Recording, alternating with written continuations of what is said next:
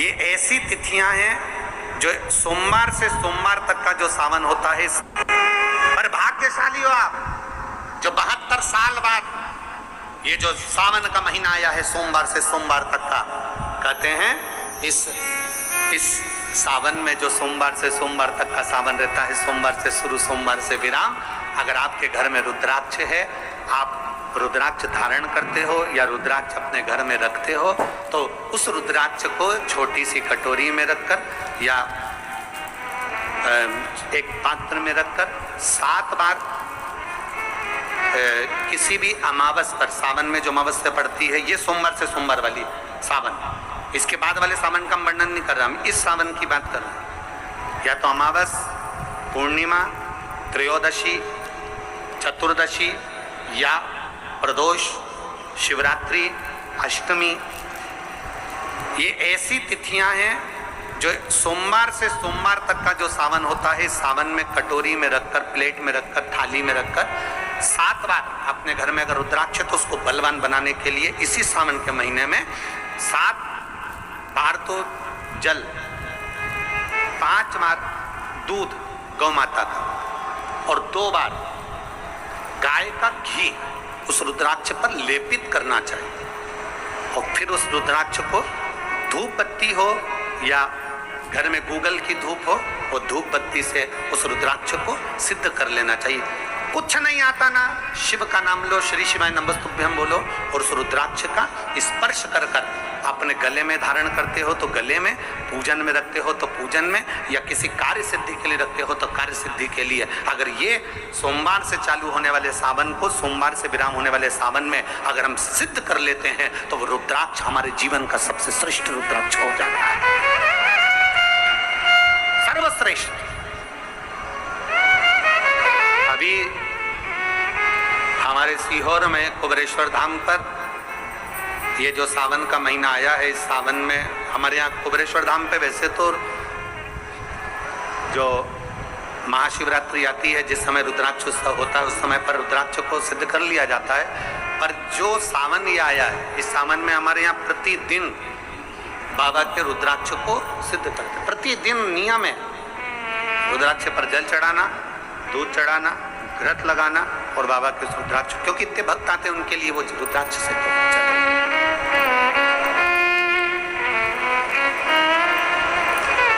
इसी सावन में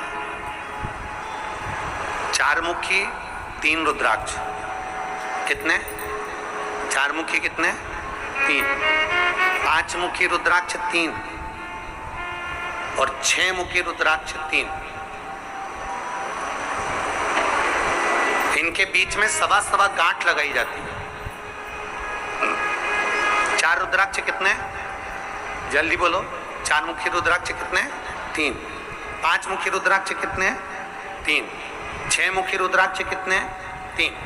इनके बीच में सवा गांठ लगाई जाती है। मतलब एक गांठ पूरी लगाई जाती है, फिर आधी गांठ लगाकर फिर रुद्राक्ष को डाला जाता है लाल धागे में, फिर सवा गांठ ऐसी चलती है। 9 रुद्राक्ष होते हैं कुल टोटल।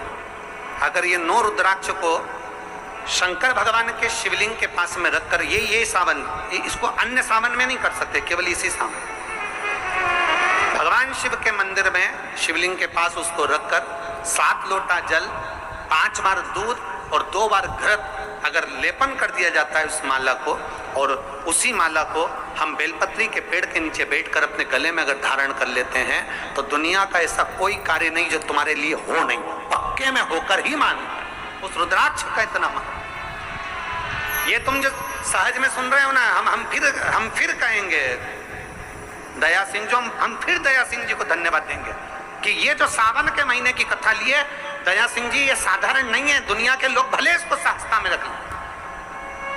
27 जुलाई 1953 में ये सावन आया था, उसके बाद 2024 में ये सावन आया। लोग तरसते हैं सावन के लिए कि इसमें हमें रुद्राक्ष को सिद्ध करना है, हमें इसमें बेलपत्र का पान करना है, इसमें हम जो मांगेंगे हमारा बाबा कृपा करने के लिए तत्पर रहता है। ये वो रुद्राक्ष का आनंद पाते। मैं धन्यवाद देता हूँ दया सिंह जी आपको बहुत बहुत और पूरी समिति को।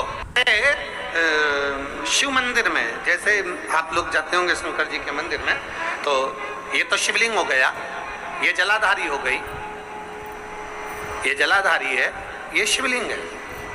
और जलाधारी और शिवलिंग के यहाँ शिवलिंग से लेकर जहां से पानी नीचे गिर रहा है, आप पानी यहाँ चढ़ाते हो तो ये घूम के यहाँ से नीचे आ जाता है। आपने जल यहाँ चढ़ाया शिवलिंग पे तो जल घूमकर यहाँ से नीचे आ जाता है। इस जगह से नीचे की ओर आ जाता है, इस स्थान से।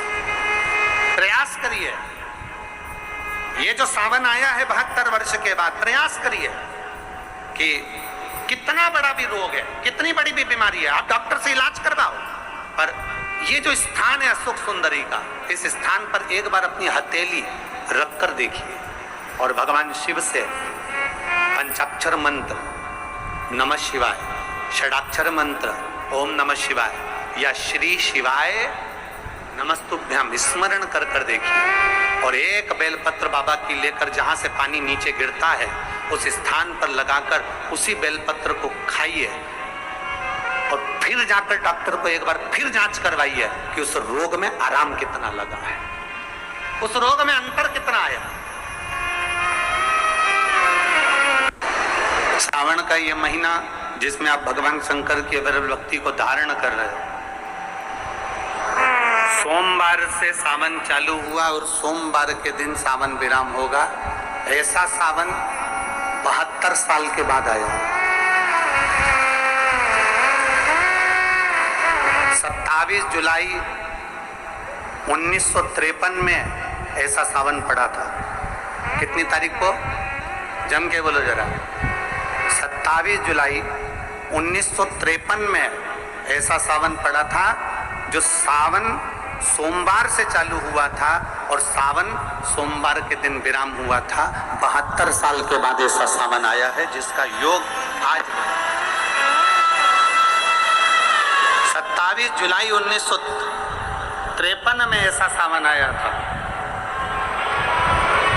अब जरा किस्मत देखिए, आपका भाग्य देखिए रे छत्तीसगढ़ वालों, नजर उतरवा लेना कि 72 साल बाद ऐसा सावन आया जो सोमवार से चालू हुआ, सोमवार को विराम हो रहा है। 27 जुलाई 1953 में ऐसा सावन आया था और उसके बाद आज ये सावन 22 तारीख से चालू हुआ और 19 तारीख को विराम होगा और उसमें भी सोमवार से चालू हुआ और सोमवार को विराम हो रहा है। ये शिव भक्ति है, ये अविरल, ये भगवान शंकर की अविरल भक्ति है। आप और हमको प्राप्त हुई, हमें मिली और तेरी भगवान शिव ने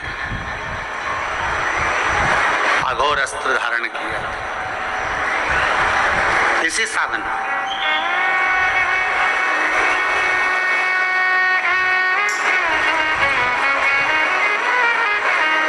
त्रिपुरासुर असुर हो गया, 3 पुरियों का निर्माण कर कर वो निवास कर रहा।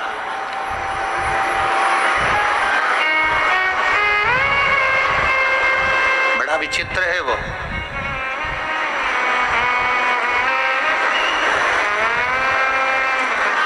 बहुत सावन आते हैं, सारे सावन आते हैं, हर वर्ष सावन का महीना आता है, हर वर्ष श्रावण का सोमवार भी आता है, हर वर्ष प्रदोष भी आती है, हर वर्ष शिवरात्रि भी आती है सावन की, हर वर्ष अष्टमी भी आती है, छठ भी आती है, सब तिथियां आती हैं।